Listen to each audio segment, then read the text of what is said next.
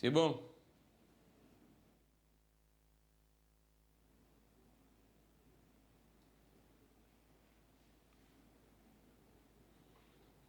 Débat pour la Nation d'aujourd'hui reçoit pour vous deux invités, comme toujours. Mesdames et messieurs, bienvenue. Nous sommes avec Éric Boukoula, cadre au niveau de l'UDPS et assistant parlementaire de l'honorable Jekoko Moulumba. Face à Éric Boukoula, nous sommes avec Jean-Louis Massimango, secrétaire général d'un grand parti politique, Mpassa. Avec les deux, nous allons nous atteler sur ces sujets qui fait déjà rage et tabac, la CENI avec la nomination de ses secrétaires exécutifs en remplacement de M. Ronsard Malonda. Il s'agit bien de M. Toto Kani, mais selon plusieurs informations, ce monsieur, il est bel et bien de l'UDPS, réputé de l'UDPS. Il fut conseiller dans les cabinets de M. Félix Antoine Tshisekedi, à l'époque président de l'UDPS, dans les années 2018, dans la cellule économie, finance et audit. Ce sujet fait couler beaucoup d'encre et des salives. Nous allons analyser pourquoi est-ce que cette nomination, c'était une imprudence ou bien, je ne sais pas, ou bien c'est fait exprès. Il y a beaucoup d'analystes, beaucoup d'observateurs de la classe politique, de la politique congolaise, qui sont en train de mettre leurs quant à cette actualité. Nous allons également avoir les avis de nos invités qui sont ici dans ce beau plateau de Perfect Télévision. Je commence par qui était venu en premier, c'est Jean-Louis Massimango. Alors, Jean-Louis Massimango, comment vous allez? Bienvenue, bonne année. Mpassa, toujours avec votre écharpe de Mpassa. Les partis va bien et vous-même? Merci beaucoup, cher ami Kramik, mais acceptez que mon co-débatteur d'abord, je puisse le saluer. Et Éric Boukoula. Une nouvelle année et en même temps vous dire que le parti se porte bien, à merveille comme moi-même vous me voyez, Mouvement des Patriotes pour l'Action Sociale Africaine, qui est dirigé par Maître Dodo Lutombo Isanda, et en même temps vous remercier pour m'avoir invité, surtout la qualité du travail que vous faites avec toute l'équipe, et j'en profite aussi pour souhaiter une bonne nouvelle année au DG de la chaîne. Et je crois que nous n'hésiterons pas de répondre à toutes les préoccupations, mais tout en sachant que tout ce que nous faisons doit aller dans le sens du bien-être du Congo. Et c'est ça le combat de mon parti politique. Et je pense que mon co-débatteur fera aussi un effort de rejoindre le camp de la vérité, c'est-à-dire au cours de cette émission, le camp de la vérité, c'est le camp qui dit la vérité au peuple. C'est le cas qui prône les valeurs républicaines.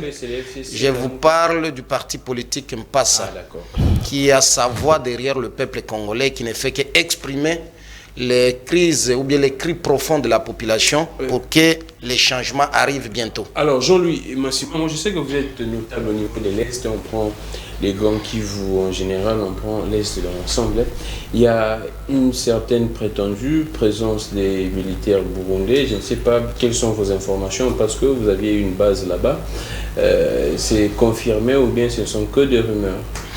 Avant que j'y réponde, accordez-moi de placer un petit mot d'abord de féliciter.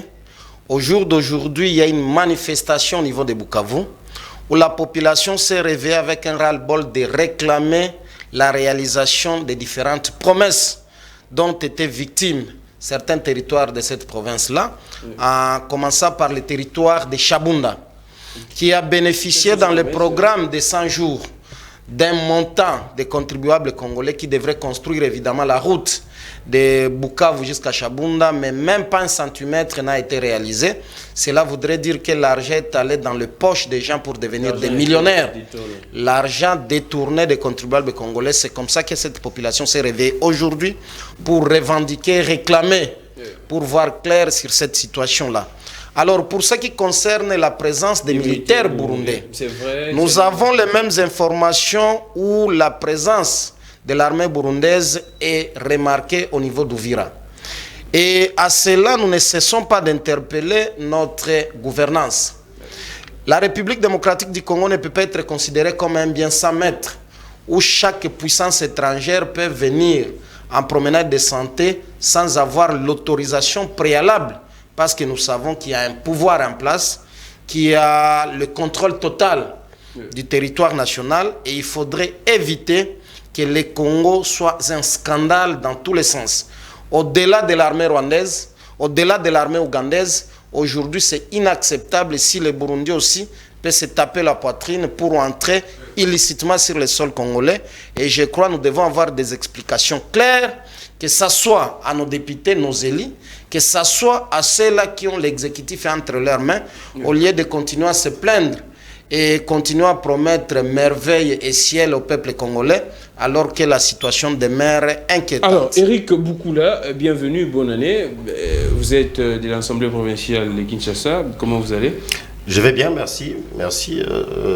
Salutations à mon co-débatteur, salutations à tous les téléspectateurs, salutations au DG Peter Asiani et félicitations à lui pour cette chaîne. C'est ma première intervention à cette chaîne. D'accord. C'est aussi ma première intervention de l'année. Ah, sérieux? Ouais, c'est mon premier débat télévisé de l'année. Alors, c'est l'occasion pour moi, en tout cas, de souhaiter meilleurs vœux à tous ceux qui nous suivent et voilà, au pays entier. Éric Boukoula, biscuit de l'émission, vous avez des biscuits, je vous félicite.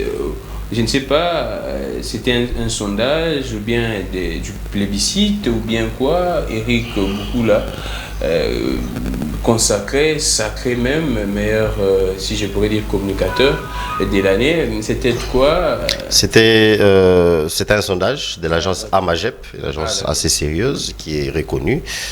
Pour ceux qui veulent en savoir plus, ils peuvent aller sur le net et faire des recherches sur l'agence AMAGEP qui regorge plusieurs journalistes en son sein.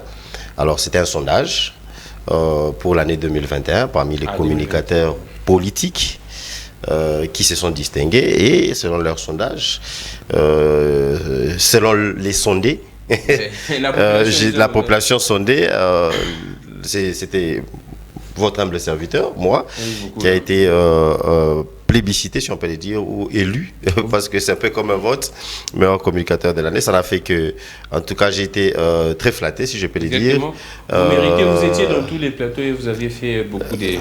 Oui, vous aviez vraiment défendu les partis politiques UDPS. Non, pas défendu seulement le parti politique, défendu la vérité. Comme le dit mon frère. C'est parce que les gens ont compris que ce que nous avions défendu, c'était ça la vérité. Vous savez, le pays avait eu à faire face, ou la nation a eu à faire face, ou la nation fait face actuellement à des méchants, à des gens qui ne veulent pas de ces pays, qui utilisent même, qui tirent même sur la corde tribale pour s'attaquer au régime, qui utilisent tout, qui font feu de tout bois et qui n'ont rien de patriotes dans ce qu'ils font. Et nous avions eu à défendre le pays contre ce genre de personnes. En tout cas, je remercie tous ceux qui ont été sondés et qui ont jeté leur dévolu sur ma personne. Ça ne peut être notre cœur d'honneur. Et on fera notre effort, évidemment, qu'en 2022, nous puissions distinguer. Vous étiez à D, il n'y a pas de polémique. De l'autre côté, Jimmy Kitenge, vous, en tout cas, moi, je vous félicite vous deux.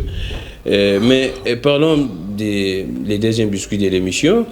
Comment expliquer que, jusqu'à présent, la population sera en train de se plaindre d'une prétendue présence des militaires burundais au niveau de l'Ouvira, mais jusqu'à présent, ni les autorités au niveau de l'Ouvira réagissent, ni les porte-parole du gouvernement, ni personne. Pourquoi la population s'inquiète de plus en plus? Bah écoutez, c'est là prouve que l'information est à prendre avec des pincettes, parce que c'est venu de la société civile. On doit avoir la société civile, on doit avoir jusque-là l'armée, notre armée n'a pas réagi, nos autorités n'ont pas réagi. C'est qu'on n'a aucune confirmation sur cette information. Donc jusque-là, la seule présence extérieure qui est reconnue et qui est réelle, c'est celle des militaires ougandais qui sont dans une opération conjointe avec nos FARDC. Donc moi, cette information sur... j'avais vu ça aussi, la RFI qui avait ces relayé ça, mais c'est à prendre avec beaucoup de pincettes, il n'y a aucune confirmation, aucune... Ça vient de la population. Normalement, la population doit être fixée par les autorités. Non, l'information vient de la société civile, qui n'a rien d'une source officielle. Qui est en contact avec la population. Oui, cela ne signifie pas... Nous savons comment ça fonctionne, la société civile dans ces pays. Donc vous, nous avons des sociétés... C'est faux. Non, je n'ai pas dit que l'information est fausse. J'ai dit qu'on n'a aucune source officielle ou sérieuse, en tout cas crédible, qui confirme cette information-là. Ouais, ni l'État burundais, ni le nôtre. Donc, comment on va accepter une information? Une ONG qui vient avec, parce que société civile, c'est presque ONG, qui vient avec cette information. Vous êtes journaliste, vous n'avez pas confirmé ça. C'est d'ailleurs chez vous que nous allons récupérer ce genre d'informations confirmées. Aucun média congolais n'a confirmé. Tous les médias qui en ont parlé ont cité c'est la société civile. Donc, c'est une information qui jusque-là n'est pas confirmée. J'ai parlé avec certains frères qui sont là-bas. Ils disent qu'il y a certains militaires qui sont là-bas, mais difficile à les identifier. Ils supposent qu'ils pourraient être des Burundais. Donc, il y a déjà des suppositions. Il y a des suppositions. Donc, c'est comme ça que j'ai dit, c'est une information à prendre avec des pincettes. Et donc, on ne peut pas vraiment commenter sur ça. D'autant plus que ça ne s'avère pas que c'est une vraie information. Mais c'est quand même étonnant de voir qu'il y a des gens qui sont dans vos frontières, soit dans vos territoires, mais vous n'arriviez pas à identifier ces personnes, ni les autorités. Non, ceux qui n'ont pas pu les identifier, ce sont vos amis. Ce ne sont pas les autorités qui n'ont pas pu identifier. Ouais, vous avez dit que ce sont vos amis qui sont là-bas, c'est eux qui n'ont pas pu identifier. Mais vous pensez que nos autorités également ne disent rien. Mais c'est que peut-être il n'y a rien à dire. C'est qu'il n'y a peut-être pas infiltration, il n'y a peut-être pas présence de... Ouais, c'est ce que j'essaie de dire. C'est que cette information-là peut être juste une manipulation, En tout cas, jusqu'à ce qu'on aura des informations crédibles sur cette supposée présence des Burundais. Avec l'armée ougandaise, c'était le cas. Non, avec l'armée ougandaise, c'était pas le cas. Avec l'armée ougandaise, on n'est pas communiqué en retard. Le jour que le chef, le porte-parole du gouvernement parlait, il n'y avait pas un seul soldat ougandais sur notre sol. Il avait juste pas dit la vérité que le lendemain, il y allait avoir des soldats ougandais. Mais cela ne signifie pas qu'il nous a menti. Il ne nous a pas menti, donc ce n'était pas le cas. Merci beaucoup, un grand plaisir d'être avec les deux, ça commence déjà à être très chaud. Alors, je prends Jean-Louis Massimango. Je vous ai appelé pour essayer un peu de cogiter sur ce qui se passe au niveau de la CENI. Il y a d'abord Denis Kadima contesté. Maintenant, à notre grande surprise, hier, Denis Kadima fait une nomination, il nomme le secrétaire exécutif, M. Toto Totokani.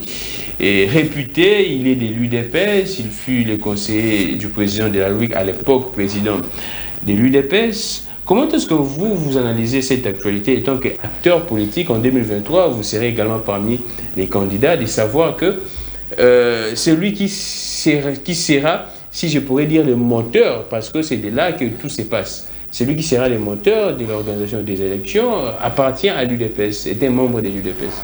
Laissez-moi d'abord corriger quelque chose rapidement par rapport à l'information de l'Est. Vous aviez suivi mon co-débatteur faire un effort d'échapper, de ne pas certifier ce que vous dites, parce que pour lui, il croit que ce qui vient de la société civile n'est pas une réalité. Mais dans ses propos, il a parlé tout à l'heure de RFI. Qui aurait pris aussi l'information dans ce sens-là pour confirmer. Qui a relayé l'information exactement pour confirmer. Mais lorsqu'il s'agit de la situation, bien de l'enquête de Congo Hold-up, pour sa gouvernance et sa famille politique, là c'est l'information crédible parce que ça cible un cas. Donc nous devons éviter d'avoir une réflexion sélective lorsqu'il s'agit de l'impuissance de la gestion et que ça touche en votre défaveur.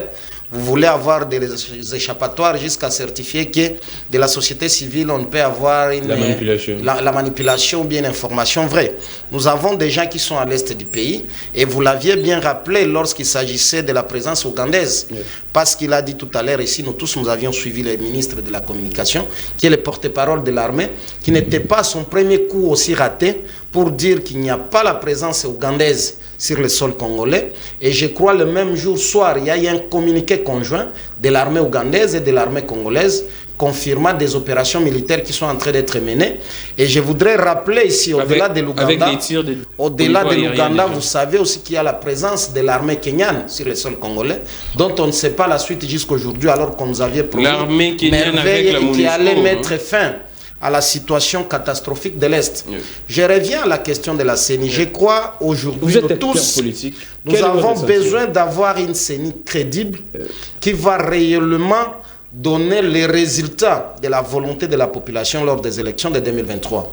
Nous ne pouvons pas accepter que le président de la CENI, lui-même qui a fait objet d'une contestation dès le premier jour jusqu'au jour de son investiture, en commençant même par ses pairs au niveau des confessions religieuses, et dont vous savez aujourd'hui la plaie qui reste, qui demeure au sein des confessions religieuses, qui a aujourd'hui fissure, dont nous avons même l'église catholique et l'église protestante, qui se sont retirés parce que rien de crédible dans cette organisation-là, qui a tendance aujourd'hui de faire la honte, parce que ce sont des serviteurs de Dieu qui devraient servir aussi d'exemple.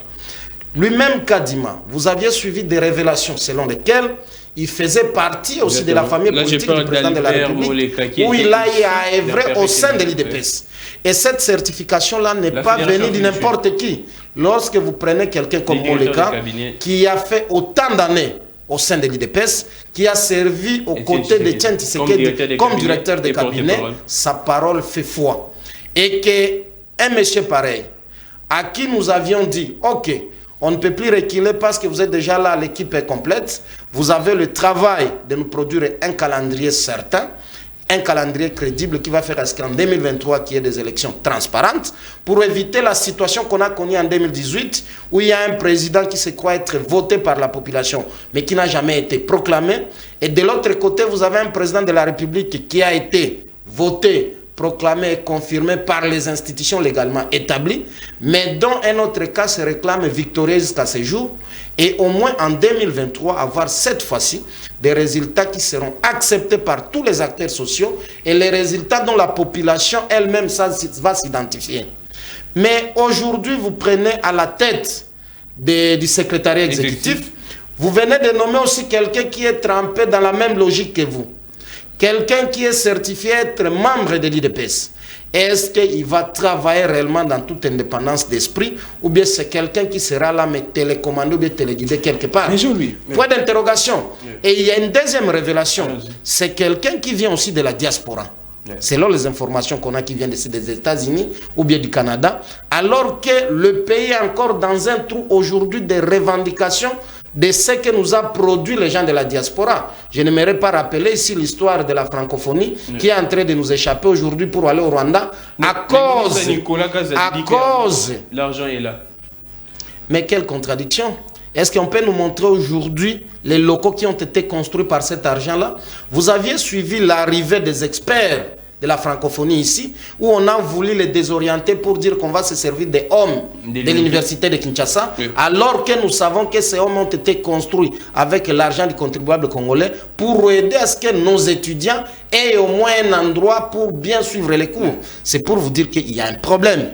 Si réellement les révélations qui sont données, que ces compatriotes-là font partie d'un camp politique, ça fera à ce que les résultats déjà puissent être compromis parce que la crédibilité des résultats qu'on aura en 2023 va dissocier avec la crédibilité des animateurs de la CENI. Éric Boukoula, même question. Vous êtes de l'UDPS. On se posera des questions. L'UDPS nous amène où? Des choses parfois même selon certaines opinions qu'on n'a pas vécues avec les régimes Kabila. Mais malheureusement, à notre grande surprise, l'UDPS nous fait vivre ça. D'abord, un toilettage. L'armée kenyane ici, qu'on dit être ici, et voilà, quand je disais que nous avons en face de nous des manipulateurs, l'armée kenyane est là dans le cadre de la MONUSCO. Donc dites-nous aussi qu'il y a l'armée népalaise ici. Et quel est le résultat? Laissez-moi, non. Dites-nous aussi qu'il y a l'armée pakistanaise ici. Dites-nous aussi qu'il y a l'armée, dites-nous aussi qu'il y a l'armée uruguayenne ici. Dites-nous aussi qu'il y a l'armée uruguayenne. Il a raison. C'est dans le cadre du contingent de la MONUSCO. Là, le Kenya a contribué avec ses troupes. Ce n'est pas un accord bilatéral comme celui avec l'Ouganda. Et dans le cas de l'Ouganda, ici, on veut encore essayer de nous faire croire qu'on avait... Je l'ai dit ici. Le jour que le porte-parole du gouvernement avait tenu sa conférence de presse, il n'y avait pas un seul soldat ougandais sur notre sol. Les soldats ougandais sont venus la veille. Et c'est une histoire de sécurité nationale. On ne peut pas vous annoncer tout carrément la veille comme ça. Que non, voilà, il y aura des Ougandais qui vont venir demain et on va attaquer. Ce sont des secrets de défense. Le problème avec la RDC, c'est que nous voulons débattre de tout, nous voulons parler de tout et tout le monde espère en tout. De nyonsologue en tout. Alors qu'en affaire de sécurité, il y a des histoires qu'on doit cacher à l'opinion. Il fallait l'effet de surprise. Et vous avez vu l'effet de surprise, les frappes, les premières frappes conjointes entre notre armée.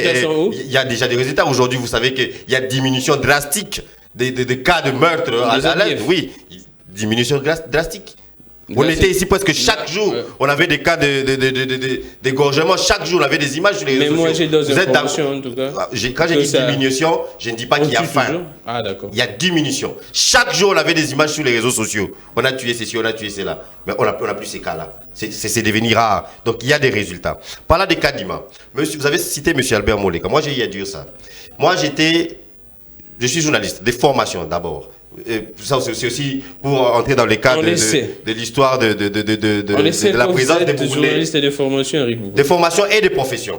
Quand j'ai dit que la RFI relaye, il y a des relais, Relayer, c'est plus anglais. C'est-à-dire relayer ce qui dit l'ONG ou la société civile. Mais c'est ça, un journaliste, quand il produit une information, il cite.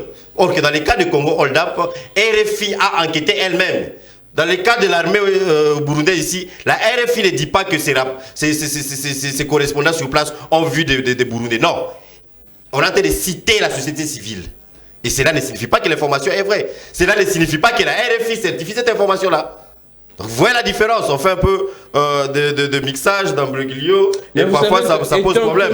Je disais que j'étais... Oui. Et tant que journaliste, vous le saviez très bien que quand un média fait c'est-à-dire qu'il met sa crédibilité en gage. Pas du tout. Il cautionne Monsieur, ça. Attendez, non.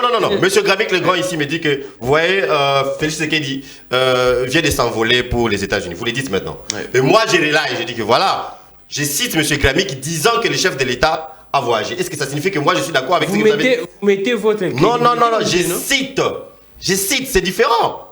C'est une citation. Pourquoi pas une citation? Citation, ça prouve que ça ne nous engage pas. C'est la personne. Ouais, on ne peut pas m'arrêter. Pour ça, si dans votre citation, il y a eu des imputations dommageables, on ne peut pas m'arrêter. Parce que j'ai cité. Un média ne peut pas relayer du mensonge. Un média ne peut pas relayer du mensonge. Si vous appelez ça relayer du mensonge, c'est-à-dire qu'il a essayé également de vérifier. Pas du tout, pas forcément. Allons-y. Pas forcément. Le média a cité l'auteur. Évoluons. Voilà. Quand vous avez comment ça s'appelle, les terroristes qui vous disent que voilà, qui revendiquent par exemple une attaque. Le média va vous dire que tel revendique, on cite. Un débat sur la profession, mais vous savez également que quand un média cite, c'est par honnêteté professionnelle. Oui, et cela ne signifie pas qu'elle endosse. Un média ne peut pas. Signifie pas qu'elle endosse l'information forcément. Oui, ce n'est pas son information. Alors, contrairement à Congo Hold Up, c'est l'information de RFI elle-même, parce que RFI avait des enquêteurs dans l'enquête de Congo Hold Up. Donc, c'est très différent ici. C'est votre société civile-là qui a donné l'information, une information à prendre avec des pincettes. Parlons de M. Albert Moleka. Je disais j'étais journaliste. Et en Afrique du Sud aussi, j'étais journaliste. M. Albert Moleka essaie de faire croire aux gens que M. Kadima était fédéral de l'UDPS Afrique du Sud. Une information qui est fausse. Qui est fausse. Oui, il a menti. Lui, est-ce qu'il a produit une seule preuve? Il vous a montré une seule carte, la carte de M. Kadima. Moi, j'ai... Attendez. Non, mais il fallait qu'il vous le prouve parce que vous dites qu'il était secrétaire général. Moi, je vous dis que j'ai eu à travailler avec l'UDPS Afrique du Sud. Toutes les fédérations de Cape Town, de Johannesburg, de Durban. M. Kadima n'a jamais été fédéral là-bas. Ah, d'accord. Donc du mensonge. C'est aujourd'hui parce qu'il n'est plus de l'UDPS, ça devient un gros problème et on veut essayer de salir. Maintenant, il a menti, un gros mensonge. Ici, hein, oui, j'ai eu à le dire plusieurs fois. Il a menti, un gros mensonge. Il faut qu'il vous amène la carte de M. Kadima. Maintenant, parlons du secrétaire exécutif. Attendez, quelle disposition dans la loi ou ailleurs interdit à un Congolais d'abord d'être membre d'un parti? Aucune. Et quelle disposition dit que parce que vous êtes membre d'un parti, vous ne pouvez plus accéder à certains postes? Moi, j'ai devant moi ici comment ça s'appelle? La vie, ça dit qu'on a lancé la vie au public pour... Le recrutement, voilà. On a donné les critères et nulle part on avait dit qu'il ne faut pas être membre d'un parti. Donc, on a recruté. Et j'ai devant moi le CV, c'est sur base de cela qu'on a recruté monsieur. Donc, quand mon co-débatteur ici a vu le nom, ils ont essayé, comme on le fait souvent dans notre opposition, ils ont essayé de voir est-ce qu'il est Moulouba ou pas. Non, il n'est pas Moulouba. Bon, on ne peut pas l'attraper là-bas. Parce que c'était ça la raison. On n'a plus droit à recruter des Malouba ici. Il n'est pas Moulouba, alors, il est de l'UDPS. Mais quelle disposition interdit à un membre de l'UDPS? Ici, voici son CV devant. C'est un ingénieur polytechnicien spécialiste en informatique. Et d'ailleurs, je le connais personnellement parce que j'ai aussi fait de la polytechnique ici à RDC avant de m'envoler pour l'étranger. Donc, c'est un ingénieur polytechnicien. Et si vous regardez, parmi les critères requis, il y a évidemment cette qualité technique-là. Ça, on n'a pas vu. On a vu que c'est un membre de l'UDPS. Rien ne l'interdit d'être membre de l'UDPS. Et nulle part dans les textes qui régissent les personnes qui peuvent occuper cette position de secrétaire exécutif national, nulle part ne l'interdit à une personne d'être membre d'un parti politique. Ils ont parlé quelque part ici, on a parlé de postes qui sont incompatibles. Mais postes qui sont incompatibles, contrairement peut-être aux membres du bureau de la plénière de la CENI, où on interdit aux membres d'être membres actifs dans un parti politique. Ici, les lois sont muettes. Alors, sur base de quoi vous avez un problème que le monsieur ait eu à exercer des postes au sein de l'UDPS? Sur base de quoi? D'où tirez-vous cette information que c'était un recrutement et les recrutements? Parce que l'appel avait été lancé sur les réseaux sociaux. Où ça? Sur le, allez sur le compte Twitter officiel de la CENI le 15 décembre. Recrutement, lisez. Avis d'appel. Recrutement, avis d'appel. D'accord. Voilà, il est là. Lisez-les. C'était le 15 décembre. C'était un recrutement. Appel à candidature de dénomination du poste 3 assistants. Là, c'est...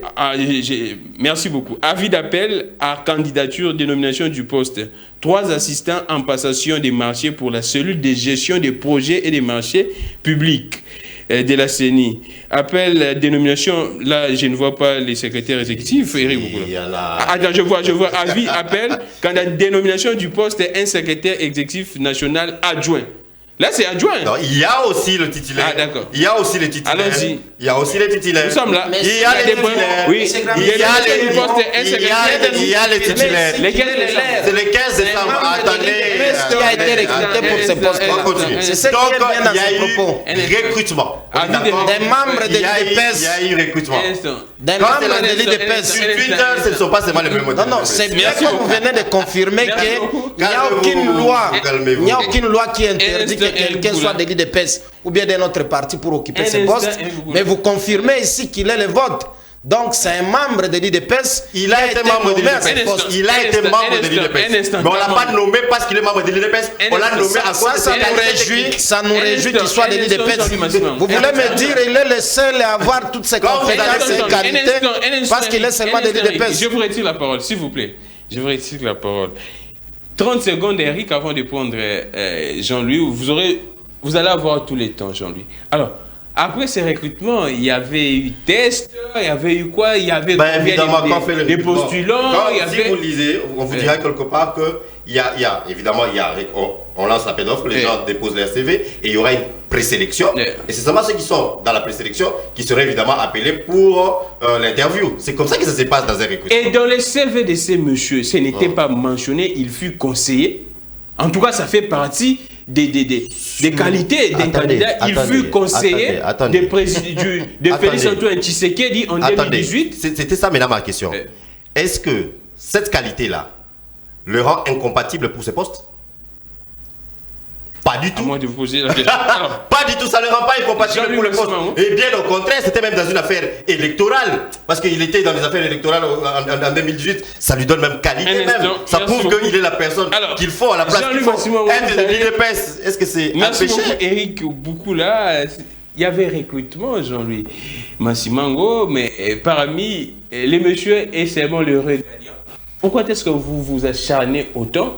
Parce que là, c'est clair que ces messieurs a concouru comme tout le monde. Dire que nous nous acharnons contre les compatriotes qui étaient nommés à ce poste-là, je crois que c'est trop dire. Mais nous retenons ici la certification des membres de l'UDPS que désormais les secrétaires exécutifs de la CENI est le leur. Donc il vient de l'UDPS. Et il n'a pas nié, il a confirmé surtout en insistant qu'il n'y a aucune loi qui interdit à ce qu'un membre d'un parti politique soit à ce poste-là. Maintenant, je lui retourne la question, malheureusement, ce n'est pas moi qui pose des questions. Il va nous dire ici la seule compétence et la qualité d'occuper ce poste-là était seulement au sein de l'UDPS. Nous disons non. Si à l'époque, les gens se sont soulevés contre la candidature de Rossard Malonda, même au niveau de la tête de la CENI, on lui reprocherait d'avoir des appartenances dans son passé avec nos frères du PPRD. Et qu'aujourd'hui, s'il vous plaît, et qu'aujourd'hui, quelqu'un qui va occuper ce poste-là, on a la fierté, le courage de le dire tout haut, que voilà un membre de notre parti vient d'être nommé à ce poste-là. Vous voyez ce que vous faites déjà en termes psychologiques dans la tête des Congolais qui aimeraient avoir, à la tête des Congolais qui aimeraient avoir des résultats crédibles en 2023. C'est là où nous disons qu'il fallait réellement dépolitiser la CENI. Mais en même temps, nous rappelons à nos amis, il ne faudrait pas aussi faire croire aux gens que désormais, tous les postes qui sont au niveau de la CENI seront des postes automatiquement réservés à son parti politique. Parce qu'il faut évaluer, si déjà dans d'autres secteurs, l'UDPS nous produit un chaos, Cela voudrait dire aussi qu'au niveau de la CENI, nous risquons d'avoir un chaos avec les cadres de l'UDPS parce qu'il y a déjà plusieurs cas patents dont je peux citer ici.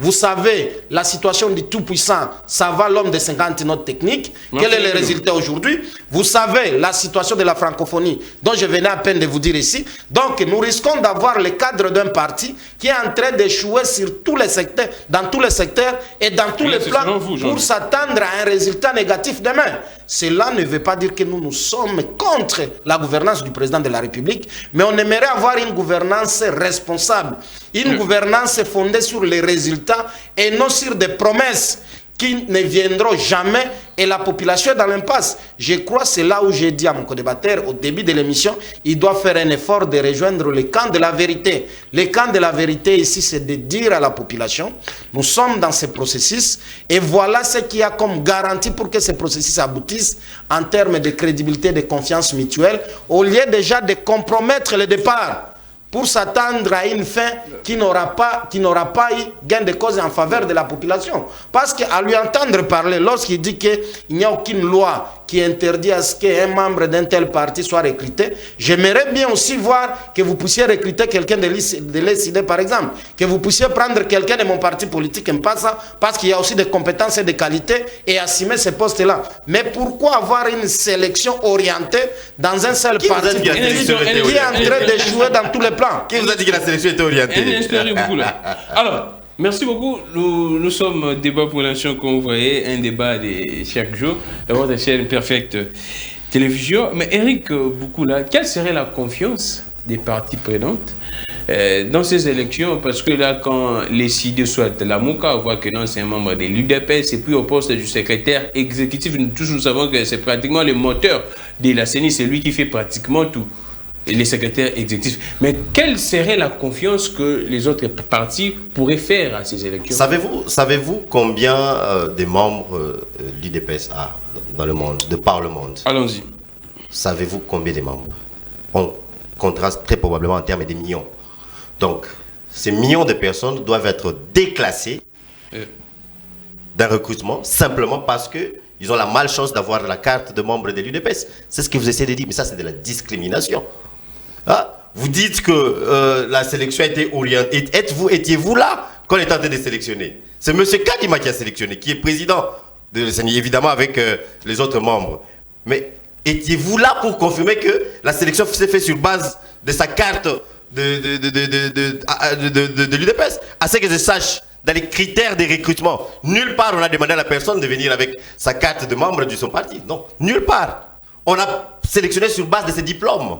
On a sélectionné sur base de son expérience. Pourquoi, psychologiquement, comme vous l'avez dit, ce n'est pas la population congolaise qui est affectée psychologiquement, c'est vous. C'est selon votre psychologie, selon votre façon de voir les choses. Quel est le rôle d'un secrétaire exécutif? Vous vous êtes posé la question. Et en passant, le mode de recrutement d'un secrétaire exécutif n'est pas le même des membres du bureau. Nous savons comment ça s'est passé. Ça s'est passé avec les membres du bureau. Au niveau des membres du bureau, il y a des composantes qui viennent avec les personnes. Mais ici, c'est différent. Et je vous ai dit ici, dans les cas de membres du bureau, on insiste sur le fait que la personne ne peut plus exercer une fonction, ne peut plus être un membre actif, c'est-à-dire occuper une autre fonction dans son parti politique, pour certains rôles. Mais pour d'autres positions, quoiqu'il ne peut plus être membre actif, mais il doit provenir d'un certain parti, il doit provenir d'une certaine tendance. Il fallait certaines qui viennent de l'opposition, on a validé deux de l'opposition. Donc, le mode de recrutement diffère. Ici, c'est purement technique. Devrait-il être écarté simplement parce qu'il a eu la malchance d'être s'enrôler, d'avoir été membre de l'UDPS ou d'être membre de l'UDPS ou d'avoir obtenu une carte de membre de l'UDPS? C'est devenu un péché. Ça, c'est de l'intolérance. Ça, ce n'est pas être nationaliste. Je vous ai posé la question, quelle serait la confiance que les autres parties prenantes pourraient avoir dans ces élections de 2023? Si longtemps, il y a déjà Denis Kadima contesté, il y a maintenant M. Qui les conteste? Et qui les autres partis, non? Pas tous les partis. Il y a les FCC, il y a... Pas tous les... Non, le FCC a donné ses membres. Ils sont là, et au sein... Et débauchés par qui? Débauché par qui? Malala, c'était le président. C'était le président du parlementaire. Mais c'est lui. Le président du groupe parlementaire. Didi Manara a été radié du PPRD avant sa nomination comme membre de l'opposition. Est-ce que le Parlement, est-ce que l'Assemblée avait été notifiée déjà de sa radiation? Mais c'était officiel, non? C'était officiel où? Le Parlement n'avait pas été saisi. Donc jusqu'au moment où il déposait sa liste, il était président du groupe parlementaire. Ah non. Oui, vérifier l'information. Donc, accusé, qui l'a débauché? Débauché par qui l'a débauché?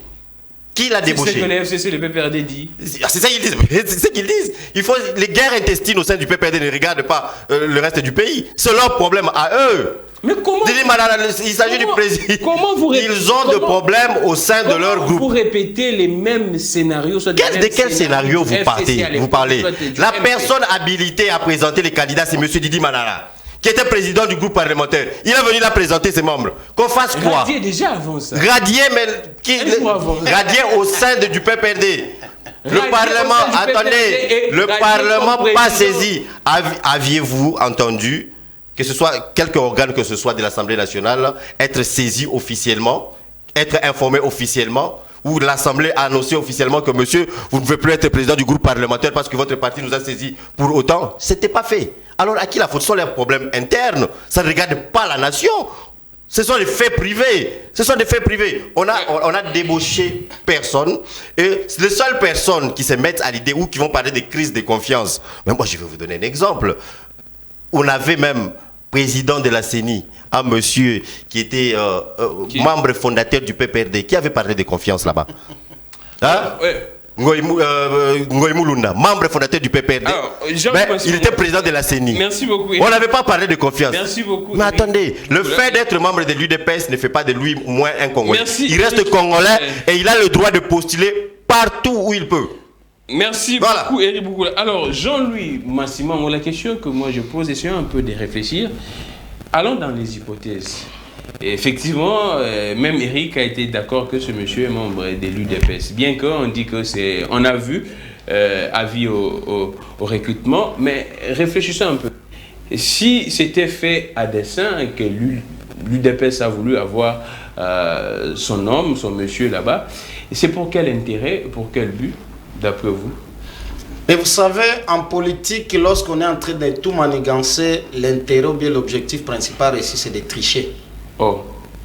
Lorsqu'on manigance à tous les postes, la finalité de tricher est avoir la maîtrise de tout en soi. Vous savez, lorsqu'on défend ce qui est dans la fausseté, on a même tendance à crier pour se faire entendre. Mais j'ai aimé la vérité de mon co-débatteur, de mon ami Eric, qui a reconnu à la face du monde qu'il vient encore de placer un autre pion au sein de la CENI. Et ce n'est pas n'importe quel poste. Donc que les autres partis se taisent et n'attendent rien des autres postes qu'on a au sein de la CENI. Parce que désormais, la nouvelle orientation de l'IDPS, c'est de placer ses membres à tous les postes qui sont vacants et non vacants au niveau de la CENI. Mais je crois qu'on ne peut pas gérer la République avec cette légèreté-là parce que la réalité risque de vous rattraper demain. Aujourd'hui, la prise de conscience des Congolais n'est pas le même comportement qu'on avait hier quand vous étiez dans l'opposition. Aujourd'hui, les gens sont éveillés et les gens ne seront plus d'accord d'accepter, d'avaler n'importe quoi sans s'y opposer. Donc, il faut déjà se dire et dire à vos membres qui sont envoyés à la CENI de traduire la volonté du peuple réel en 2023 parce qu'en cas de tripatouillage, la population barrera la route à tout celui qui voudrait bien confisquer le pouvoir ou bien avoir le pouvoir par des moyens illicites qui ne traduisent pas la volonté du souverain primaire. Mais aussi, c'est un danger permanent pour la nation. Faire voir déjà à la population qu'au sein de l'IDPS, c'est là où on trouve qu'il y a des qualités qui peuvent aider le pays, alors que je venais de vous dire ici qu'il y a déjà des précédents fâchés, qui fâchent déjà la conscience collective, avec tout ce que nous connaissons en termes de détournement des millions, en termes de mégestion. Et je lui ai suivi ici tout à l'heure dire, lorsqu'il y a une situation de fait privé, ça n'engage pas l'État. Mais on devrait avoir honte de dire ça. Aujourd'hui, les problèmes qu'on a au sein de l'IDPS, Comment on a tendance à faire porter ça à toute une nation? Vous savez aujourd'hui les dysfonctionnements qu'il y a entre les conseillers du président de la République, qui créent aussi un désordre au sein de l'UDPS. Et vous aviez suivi dans les réseaux sociaux un message fort de certains combattants, je crois que lui ne fait pas partie de cette catégorie-là, qui menace d'aller même frapper les conseillers du président de la République, alors que c'est un problème privé. Alors, pourquoi il n'a pas dit à ces combattants-là, nos problèmes internes au niveau de l'UDPS, n'allons pas, c'est un rapport avec leur rôle à la présidence. C'est pour vous dire que quelque part, la mégestion est devenue monnaie courante au sein de l'UDPS et nous devons éviter d'amener l'incompétence, la cacophonie qu'il y a au sein de l'UDPS, amener ça au niveau de la gestion de l'État parce que le peuple n'en a pas besoin. Aujourd'hui, la population a besoin qu'on puisse répondre sur la préoccupation du courant, la préoccupation de l'eau, la préoccupation des denrées alimentaires, la préoccupation des constructions des écoles. Au lieu qu'on ait la construction de certaines écoles qui vous prend plus de 14 millions de dollars, alors que nous savons qu'il y a un problème de la gratuité qui se pose à travers la République. Et la dernière révélation nous a été donnée au niveau de Chikapa, lors du passage du président de la République. C'est pour vous dire que le mal est profond et il est temps que nos autorités se ressaisissent et qui remettent les choses sur la bonne voie. Merci beaucoup Jean-Louis Massimango. Article 35, là je pense qu'on doit avoir les rôles du secrétariat. Article 36, loi sur la CENI, le secrétariat exécutif national est la structure chargée de la mise en œuvre des décisions de la CENI. Il est composé des directions techniques et administratives créées par décision du président de la CENI délibérée en assemblée plénière. Il est dirigé par un secrétaire exécutif national. Les secrétaires exécutifs nationaux coordonnent les secrétariats exécutifs provinciaux et les antennes. Je pense que nous devrions passer à un autre sujet.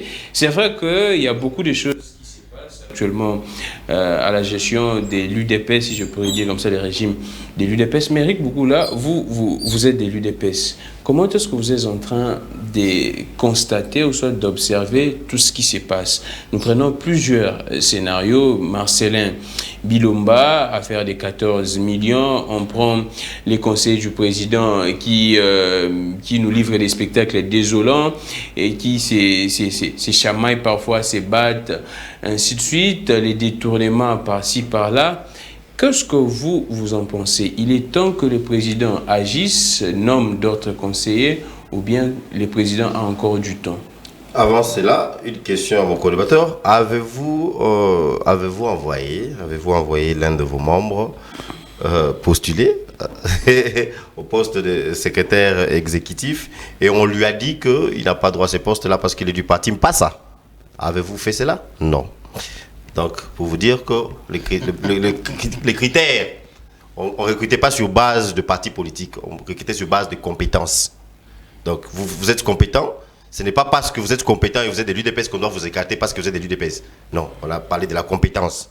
Donc, je crois que c'est un débat clos et que le monsieur fasse son travail, qu'il prouve sa compétence et c'est tout. Arrêtez de tout politiser, arrêtez de rendre tout tribal, arrêtez de sectionner ces pays. C'est pas comme ça qu'une nation évolue. La CENI n'a pas été dépolitisée, en tout cas. La CENI... Non, ça, on l'a déjà parlé, c'est utopique. On ne peut pas dépolitiser une instance qui elle-même est de nature politique. Donc ça, c'était un débat qu'on voulait nous faire voir, que nous apporter par cette opposition, que moi j'appelle une opposition sans position, une opposition sans proposition. Donc c'est un débat passé. Bah, écoutez, oui, évidemment, avec les spectacles désolants et les termes, qui se passe avec certains conseils du chef de l'État. Moi, je suis de ceux qui pensent que, oui, il faut du balai au niveau de la présidence. Et d'ailleurs, c'est ça même, la beauté avec l'UDPS.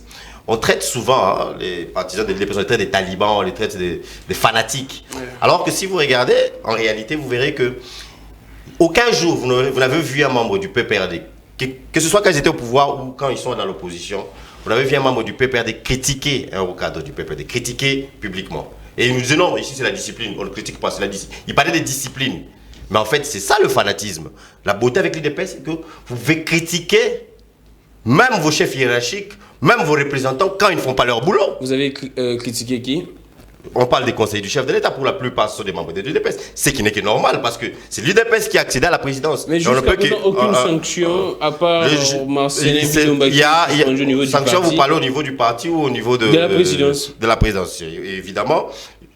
J'ai vu vos confrères qui ont fait des annonces que de son retour, le chef de l'État compte vraiment faire du balai au niveau de la présidence. Le chef est déjà à Kinshasa, hein? Oui, il est déjà là, il compte le faire. Donc, dans pas longtemps, et peut-être même des remaniements au niveau du gouvernement. Donc, moi, je suis de l'avis que beaucoup se sont prouvés incapables, beaucoup se sont prouvés affairistes, beaucoup se sont plongés dans du n'importe quoi. Il n'y avait pas assez de rigueur au niveau de la présidence. Quand vous dites qu'il n'y avait pas assez de rigueur, le président ne savait pas que ces collaborateurs-là pourraient se comporter comme ça en les nommant? Non, mais attendez, quand vous embauchez quelqu'un, vous l'embauchez parce qu'il vous a apporté un CV et vous croyez, vous osez croire que ce qui est écrit... Parce que tout le monde dans leur CV ils disent probité, bonne probité, morale, et tout ça et tout ça et tout ça. Personne sur son CV ne vous dira que moi j'insulte. Ça ne s'écrit pas sur les CV. Mais c'est quand la personne se met à travailler qu'on découvre la personne. Et quand ça ne va pas, on vire la personne. J'ai posé cette question hier à mes invités avant de finir avec Jean-Louis Massimon. Comment expliquer que l'UDPS elle-même n'a pas tardé pour sanctionner M. Marcelin Bilomba parce qu'il y a des faits infractionnels qui pèseraient sur lui, mais à la présidence, on tarde de les sanctionner? Pourquoi c'est deux institutions différentes et chacun a sa façon de procéder. Peut-être qu'au niveau de la présidence, ils vont vouloir attendre qu'il y ait plus de preuves ou plus d'éléments incriminant la personne.